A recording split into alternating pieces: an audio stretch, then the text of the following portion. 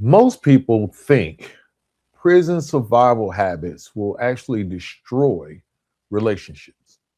They think hypervigilance makes you cold. They think emotional control makes you distant.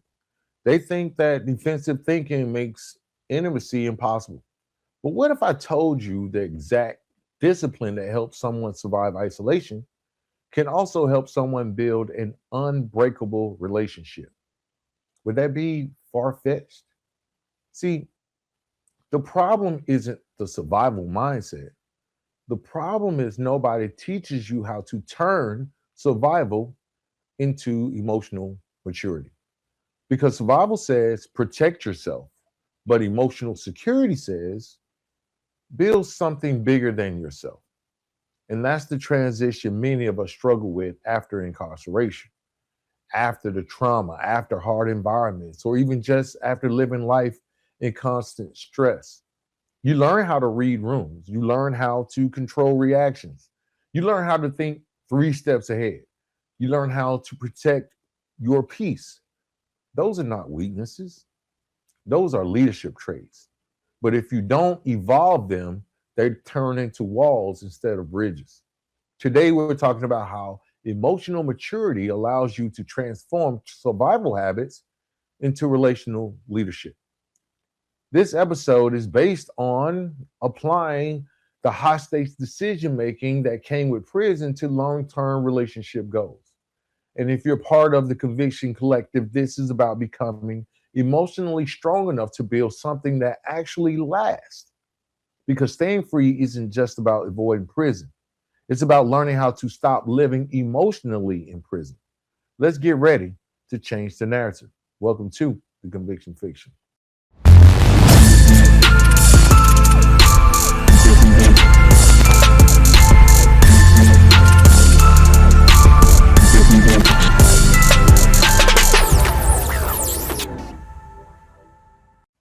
All right, welcome back to the Conviction Fiction. I'm your host, Antoine Rivers. And one of the hardest transitions a person can make is learning that the skills that kept you safe yesterday can quietly sabotage your peace today.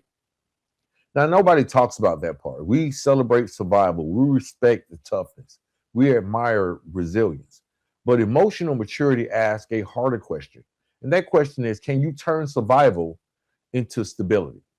Because survival mode is not built for intimacy. Let's just be honest. It's built for protection. And if you spend years in environments where respect meant safety, where reading people meant survival, and where showing weakness could cost you, your brain doesn't just forget that because your environment changes. Now, your body keeps score.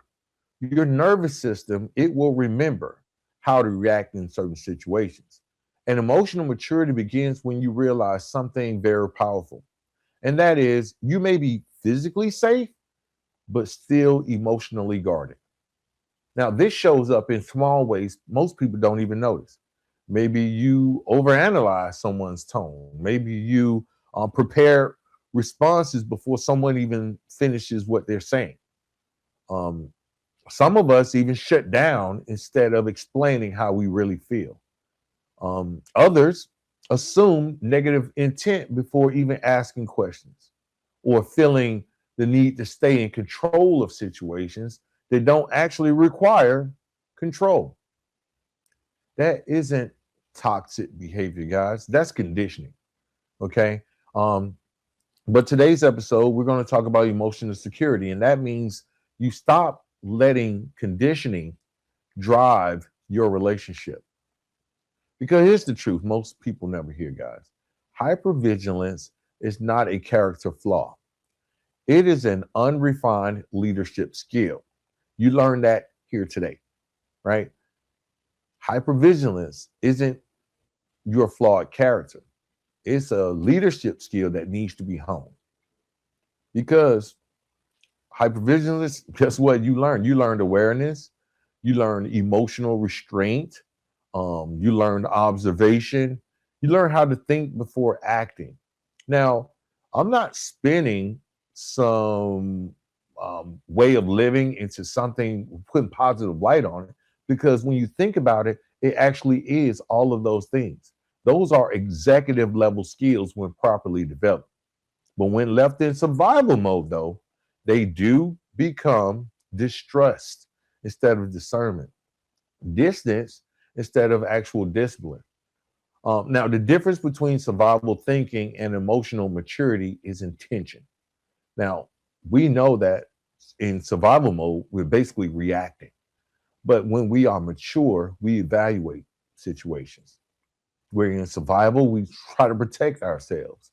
But, maturity, we actually um, protect those connections that we have. And this is where many relationships struggle when, especially for those who have lived through high stress environments. Let's be honest. This is what the show about.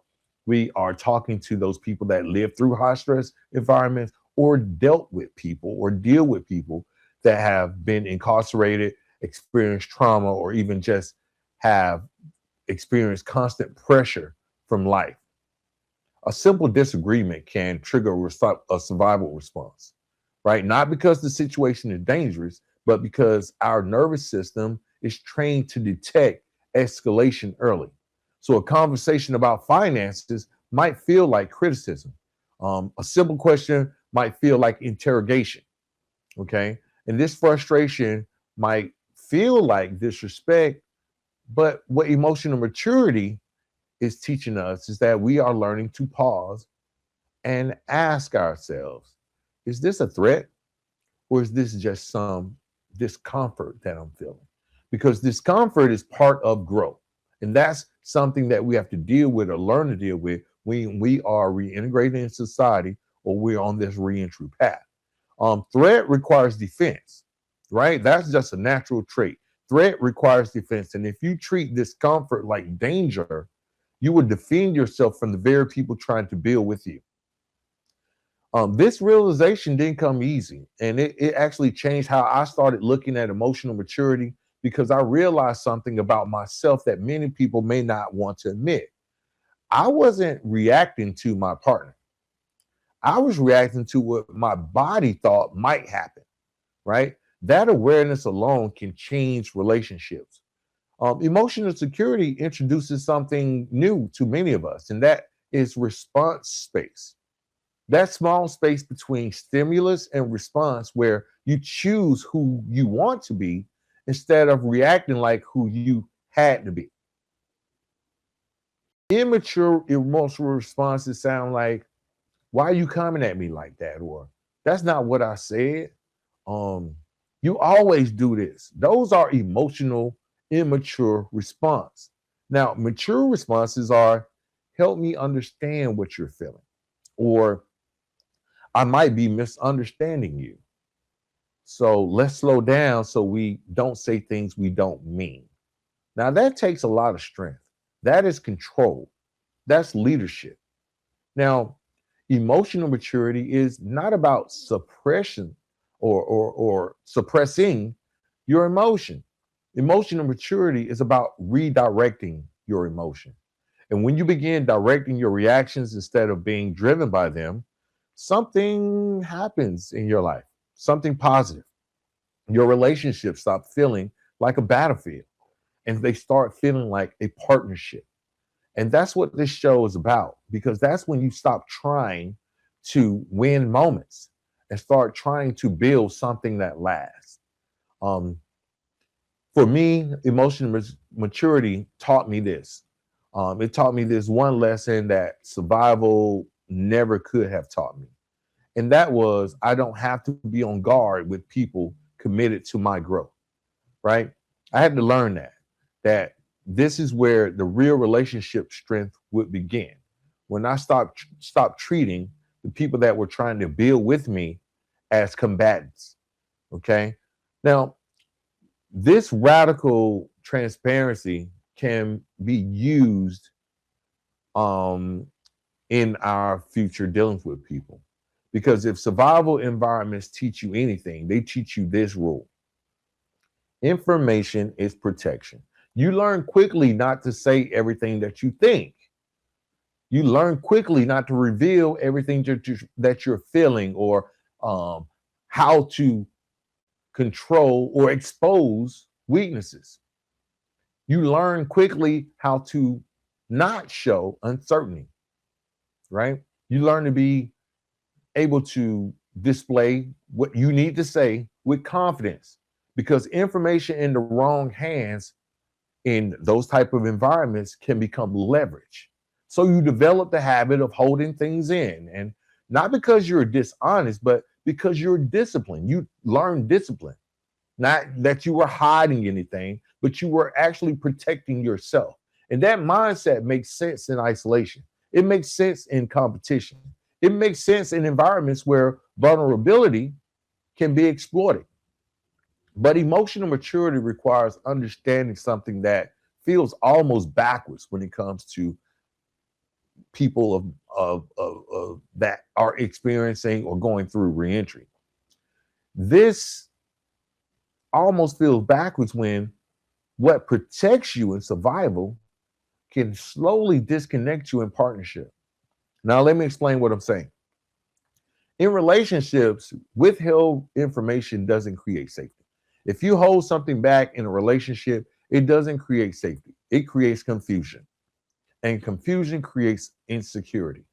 And that security, you see what I'm saying? You see where I'm going with this. It's a snowball effect. That insecurity creates distance. One of the biggest emotional maturity shifts I had to learn was this: that my silence wasn't creating peace, it was creating guesswork. If I didn't disclose something, that guesswork became dangerous in my relationships, because human beings naturally fill in the blanks.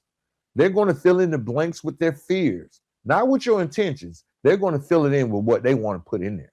And most times it's fear. If you go quiet, they might think you're upset. If you start withdrawing, they may think you're losing interest or your interest is somewhere else. If you say, oh, it ain't nothing wrong, they may feel shut out because they've been dealing with you and they know something is wrong, but you're shutting them out and they recognize that. Not because they are insecure, but because humans are wired for connection. And emotional maturity means understanding that clarity is kindness. If you are clear in your intentions, if you're clear in your actions, then you are actually giving radical transparency. Let me say that again. Clarity, being clear, is being kind. And emotional immature communication hides discomfort. Emotionally mature communication explains discomfort. Immature responses, this is funny because we talk about all of those emotions and feelings that go behind the closed doors of our psyche. That's what we talk about on this show. We are changing the narrative by dealing with the root causes of some of the discomfort or some of the um, criminal thinking errors that end up putting us back in those mental prisons. This is what an immature response sounds like. We'll say, "I'm good. Oh, it ain't nothing. You know, I'm just tired. It really don't even matter, man." But if we are emotionally mature, those same things can be very clear. Like, I'm stressed about something and I'm trying not to bring that energy into this conversation with you, right? I'm trying not to do or treat you different because I'm dealing with something, okay? I'm quiet because I am trying to process, not because I'm upset with you, but I just don't have the words yet. I don't fully have the words yet, but I want you to know where my head is. That right there will prevent 80% of relationship conflicts. If you were to just be honest and emotionally mature and understanding that you are not in a good space, and you are explaining to your partner that you're not in a good space, and in order for them to take the guesswork out of it, you're letting them know, hey, look, there's nothing wrong with you. I'm trying to process it. Because most arguments are not caused by problems, they are caused by misunderstanding the emotional climate. Emotionally mature people don't just communicate facts, they communicate context. And that's the difference, because in high stakes environments, teams do after action reviews, right? They talk about what happened, what went wrong, what went right, and what needs adjustment. Emotionally mature relationships do the same thing, just in human language. Simple things, bro. Like early, I got defensive.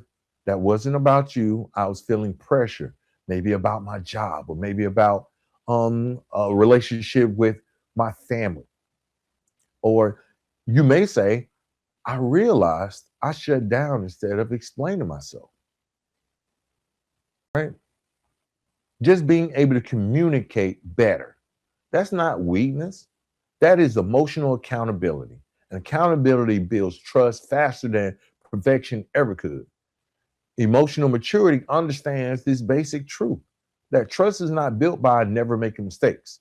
Trust is built by owning your mistakes and owning them quickly. And transparency, this transparency that I'm talking about, isn't about over explaining yourself.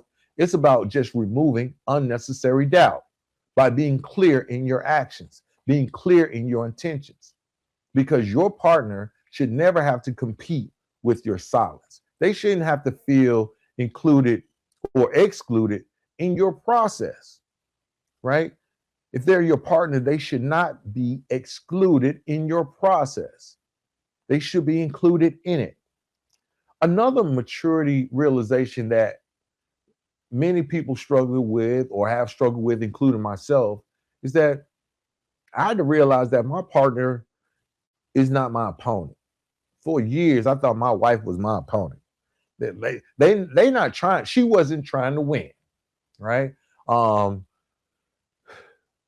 I've always felt that that emotional maturity, just making that shift was very hard, right? Most of our partners, honestly, they're trying to feel secure. No matter how they display it, they're trying to feel secure. And we have to shift that mindset from how do I protect myself to how do we protect us. See, that's leadership. That's when communication becomes collaboration. That's when like honesty becomes stability. And when transparency becomes strength, because emotionally mature people understand something that survival never teaches us. And that is real strength is being safe enough to be honest. And when two people commit to that level of clarity, something powerful happens. Those problems stop becoming battles and they start becoming projects that you solve together. And that's the difference between um, surviving a relationship and building a relationship, guys. Now, our nervous systems are built for regulation, right? Because one of the biggest signs that I found is that emotional security has nothing to do with what you say. It has everything to do with what you control before you speak. Because most relationship conflicts are not communication problems, guys. They are nervous system problems disguised as communication problems. When your body, think about this, and you may have been in a situation this week or in the past. Well, here's something that you may face. When you start feeling your body being threatened, your brain automatically shifts into protection mode. If your body feels threatened, your brain automatically shifts in protection mode. Your blood pressure goes up, your heart rate increases. You start breathing in short little breaths. Your body prepares to defend itself. And here's the important part most people never realize or even talk about. Your brain cannot prioritize connection if it's actually preparing for protection. It can't prioritize being clear with someone else if you are in survival mode. That means when you're emotionally triggered, you are biologically less capable of listening, understanding, or solving any type of problem. That's not personality. That's not personality, right? That's physiology. And emotional maturity begins when you stop seeing emotional reactions as personality flaws and start recognizing them as biological signals. You need to change something. right? You need to adjust. You have to readjust your focus because once you recognize the signal, you can now start to learn how to regulate what's going to happen next. Many of us were taught how to control our environment, right? Few of us, though, were taught how to control our internal state. And emotional security is just that. Emotional maturity means internal leadership. It's the ability to feel emotion without letting emotion take the steering wheel. Think about what escalation looks like in real time. Let's go back. I mean, I don't typically go back to, and I will go back to like being incarcerated, being in some of those dangerous situations.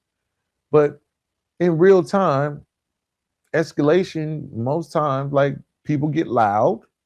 Um, any interruptions, they start happening, and you just stop listening, and you start defending. Old issues get pulled into new conversations. Things that we thought we had got past, they get pulled into that. And in a relationship, winning then becomes more important than understanding. So at that point, nobody's actually communicating anymore, right? Two nervous systems are just trying to protect themselves. But emotional maturity and true leadership will introduce a interruption to that cycle. A simple question. A simple question that you can ask yourself when you have been triggered. And that question is, am I reacting or am I responding? Now, there's a difference because that question alone can change the direction of a conversation because reacting is automatic, right? That's an automatic response. Just wow, like you do this, I'm going to do this automatically. Now, responding is intentional, especially when you're talking about a relationship that you're trying to build, right? A relationship that you with your partner, significant other, what have you. If you're trying to build something, right? You don't want it to be survival. You want it to be in a mature, responsible way. And that's one of the tools I want to give you today. One emotional maturity tool. It is very simple, but extremely difficult for most people to do. Now, I don't know why, but it's just really hard for people to do, whether you've been incarcerated or not. And that is pausing before responding. It sounds simple, but it's extremely difficult to do when you have your emotions high, not to avoid, not to shut down, not to overreact, but just to pause before responding. Even something as small as taking one slow breath before responding can reduce emotional escalation. Here's another tool, right? I gave you one, pause before you respond. And it sounds simple again, but here's another one that's a little bit harder. Learning how to say, hey, give me a second to think about how I want to respond to this. That sentence shows emotional control. It shows respect. It shows intention. It shows that, hey, I do not want to say something that is going to be both harmful or damaging to our relationship. It prevents damage done by just that emotional impulse. Now, emotionally immature people try to control the conversation. You know, um, they don't try to control themselves, right? And that's what we're trying to get into to become emotionally mature. Another powerful practice that I use, or that couples that I try to give to couples, is that I call it regulation language, not accusations like, hey, man, you're doing too much or you overreacting, calm down, because those statements only escalate defense. Instead, emotionally mature partners might say something to the effect of, hey, let's just reset. I think we're both getting heated. I want to understand you, not fight you. And that language signals safety, and safety allows nervous systems to calm down, right? In most cases. I'm not going to say in every case, but most cases, that will provide a pathway to peace, because it isn't about avoiding disagreement. Peace is about maintaining emotional safety during those disagreements. That's maturity. Another thing emotional mature people learn is how to recognize their personal early warning signs. Maybe for you, it's feeling misunderstood quickly, wanting to prove your point, or you start feeling tension in your chest. For me, one of the signs, I start talking fast, right? And I start cutting people out. Now, those aren't personality defects. Those are basically signals for me. When I start talking fast and cutting people off, that means I'm triggered. And emotionally mature people don't ignore those signals. I have to start recognizing when I'm talking faster than normal, because at that point I'm just running off. I'm out my brain with whatever's I'm feeling, whatever I'm going through at that time. Forget context. I'm coming with it, right? The strongest people are not the ones who never get triggered. Let me just say that. The strongest people are the ones who recognize when they are triggered and choose to be disciplined anyway. That's the emotional maturity, and that's what's going to change the narrative for most of us. It's not about becoming emotionless, it's about becoming emotionally responsible. And that responsibility changes everything, because when one person regulates, escalation often stops. You can't have a fight if you don't have two combatants, right? When both people regulate, resolution becomes possible. And that's when something really transformational happens. Those arguments, they start turning into conversations. And those conversations then turn into understanding. And that's the stability that we want. That stability is what allows relationships to grow instead of just surviving conflict, right? We got to learn something, right? We have to learn something outside of those survival environments that we were placed in, because those survival environments don't allow um, us to protect relationships. We have to learn that you don't have to dominate the moment to protect a relationship. Sometimes the strongest move is just slowing things down, or choosing calm, or choosing understanding over being understood. That's not weakness.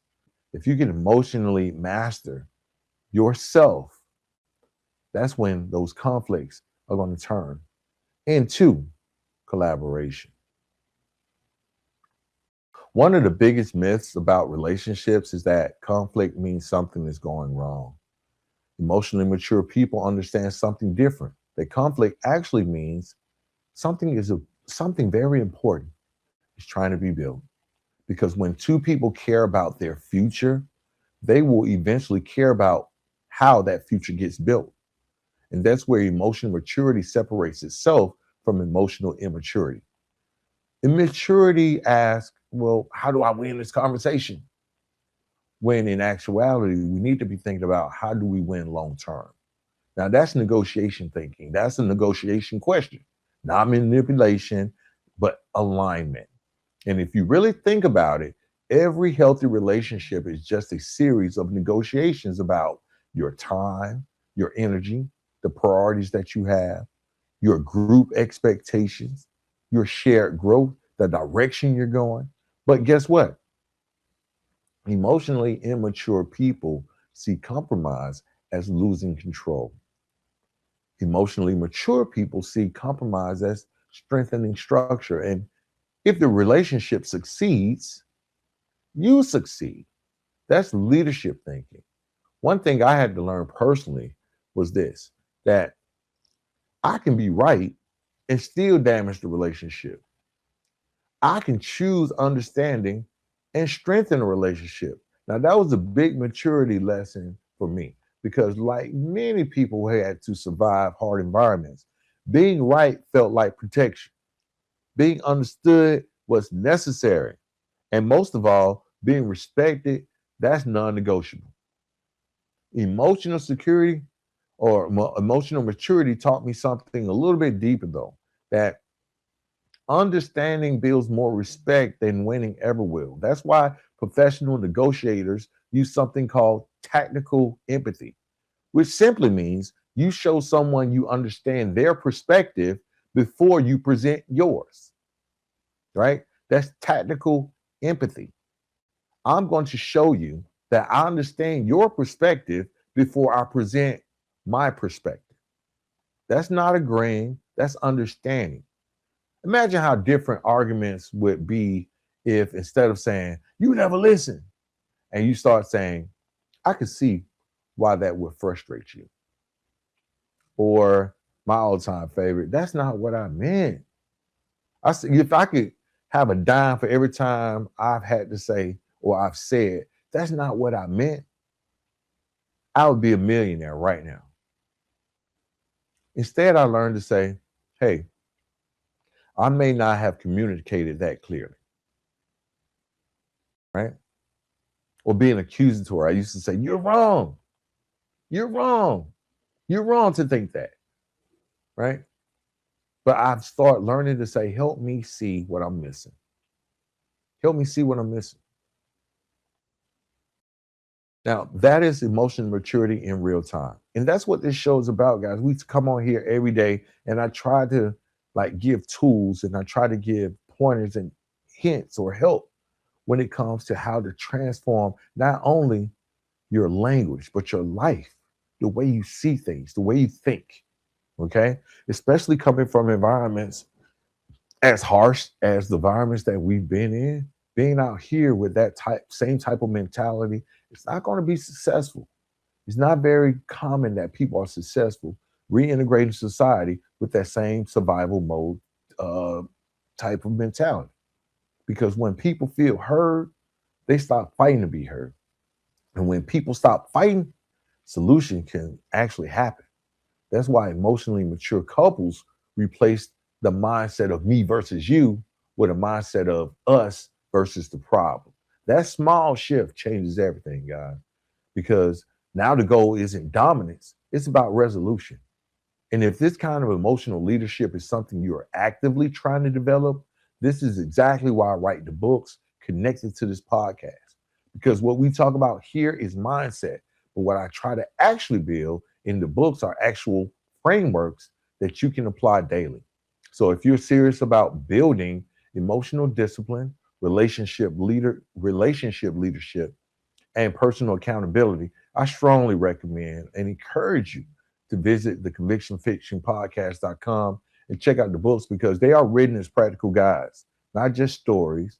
Not these are tools you can actually use when real life hits. Because knowing better doesn't change your life. Applying better does. And that's what emotional maturity really is. Applied awareness. Let's just be honest. It's another powerful negotiation principle that we use as emotionally mature people for active listening, not waiting to talk. We're listening to understand, right? We got to start asking questions like, what matters most to you about this situation? Or what outcome are you hoping for? Because when you understand the need behind the position, compromise becomes easier. And that's not weakness. Some of y'all might argue about money, but the real issue might be security. We just want to be financially secure together. Some of y'all might be out there arguing about time, but the real issue might be I just value the time that I spend with you, right? I feel value when I'm with you. Some of us used to argue about decisions, but the real issue about arguing about a decision is you might just want your partnership instead of being equal. You want your partnership to be equal instead of feeling like it's managed. Now, emotionally mature people listen for the real issue, not just the loud one, the one that we hear. And that skill alone can transform your relationships in business and personal. That emotional maturity teaches you leadership truths like you don't build strong relationships by overpowering each other. That's simple. You build relationships by learning how to move forward together. And that takes discipline. Somebody got to do it. That takes awareness. That takes maturity. And somebody got to do it. Why not you? And that's how negotiation stops being emotional combat. It becomes emotional construction. And that's what we're doing here on this podcast, teaching how to build a, unbreakable strategic foundation. Now, one of the biggest transitions in emotional maturity requires this, and that is learning how to stop thinking like a survivor and start thinking like a builder. Because one thing we know, survival teaches us independence. It teaches you how to handle it yourself, how you don't rely on anybody, how you stay ready, you protect your space, you carry your own weight. And those are powerful traits, don't get me wrong. But relationships require something different. They require interdependence, not weakness, but coordination. And that emotional security is what allows someone like you to make that transition without feeling like they're losing or you are losing your strength. Here's something that many strong people, the strongest people, struggle to accept. You can be strong and still need alignment. I'm gonna say that again. You can be strong and still need alignment. You can be disciplined and still need support. You can be as independent as you want to be and still build a partnership. That doesn't make you weaker, it makes you more effective. Emotionally mature relationships operate more like high performance teams than some fairy tale romance. Sometimes you have to check the alignment. Sometimes we have to communicate our expectations. And then, we make the adjustments. We measure the progress, not because something is broken, but because something matters. And that's leadership behavior. That's when emotional maturity, you stop asking, are we okay? Right? That's what it means. It means stop asking, are we okay? And start asking, are we growing? Because strong relationships are not maintained by emotion alone. They are maintained by intention. One of the most powerful habits emotionally mature couples develop is what I call relationship audits. That's when, not before you go, it's not a criticism session. It's not um something that we just gonna like a blame game session. It's basically about alignment. Like, what are we doing well right now? Right? Or where can I support you better right now? Or is there any pressure you're carrying that I might not see that maybe I can help with? Or more strategic when it comes to time frames. What are we building this year? What are we building 3 years from now? What does success look like for us right now? Those conversations, man, prevent drift. Because here's something I talk about, not just on this podcast, but also in the books. Relationships rarely collapse from explosions. They collapse from slow misalignment, from assumptions, from unspoken pressure, all that stuff we don't hear about, from emotional distance that nobody really addresses. And that's this episode about emotional maturity is what teaches you to steer instead of drift. That's why it's important for you to remain disciplined emotionally, just like it matters financially, physically, and professionally. Structure, it always creates stability, and stability always creates trust. And that's where we find our peace. That's the foundation that people are looking for. Not perfection, but predictability, consistency, just emotional safety. And one of the reasons I push this message so much to the listeners and everyone that's in this reentry movement is because many of us were never taught emotional structure. We learned survival structure, and we learned it early. We learned institutional structure.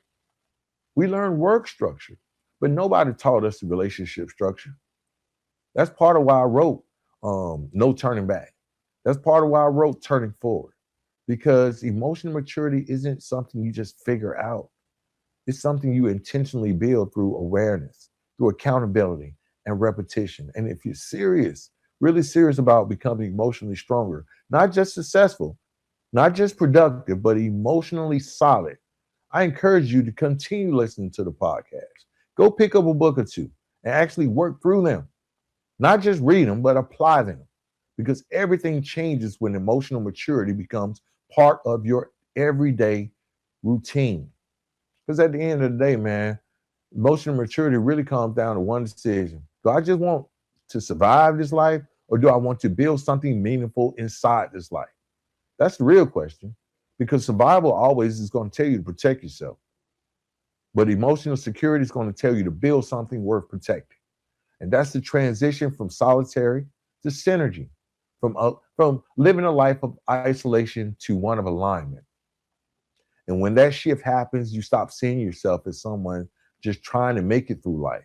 You start seeing yourself as someone responsible for building a life that actually works. And that's changing the narrative. This is relationship leadership.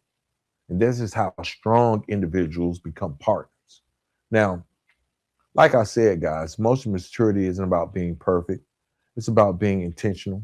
It's about learning how to respond instead of reacting, how to build instead of just surviving, how to lead emotionally instead of just living defensively. And if you're serious about doing that work, I encourage you to visit the convictionfictionpodcast.com. Pick up the books. No Turning Back. We got Turning Forward in the first book, The Conviction Fiction. These aren't just stories, they are practical tools to help build discipline, emotional strength, and a future you can be proud of. Because growth doesn't happen alone, right? Growth doesn't happen alone. It doesn't happen from motivation alone. It happens through application. So if this episode spoke to you, share it with someone who's serious about growth. Like, subscribe, comment, and invite them into our little thing, the Conviction Collective. Because remember, guys, changing the narrative starts with changing ourselves and supporting the mission. Because at the end of the day, you are the mission. Thanks for joining, and I'll see you next time on the Conviction Fiction.